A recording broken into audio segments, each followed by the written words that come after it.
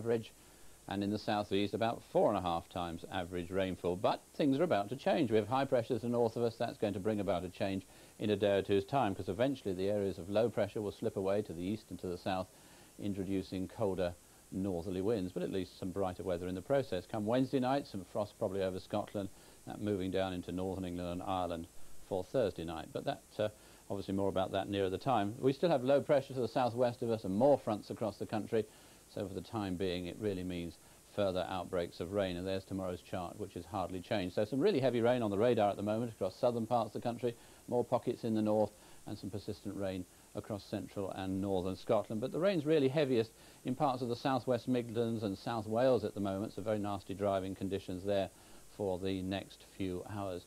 And I think we're going to find that that band of rain works its way northwards through the Midlands and eventually up into northern England by the end of the night. The rain holds on in the north of Scotland.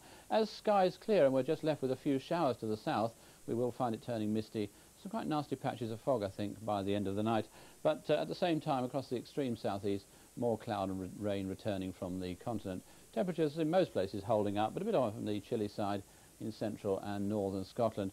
Tomorrow is best summed up, I think, by showers or longer outbreaks of rain. But let me pick out the longer outbreaks of rain for you. First of all, I think for a while across East Anglia and the southeast, we're also going to find some longer outbreaks of rain through northern England and across probably to County Down, although some of these areas of northern England may well get a little bit brighter and drier later in the day. But other parts, I think, it's going to be fairly bright, but there will be those showers around. The showers in these southern areas turning out to be quite heavy, and there could once again be thunder mixed in with them.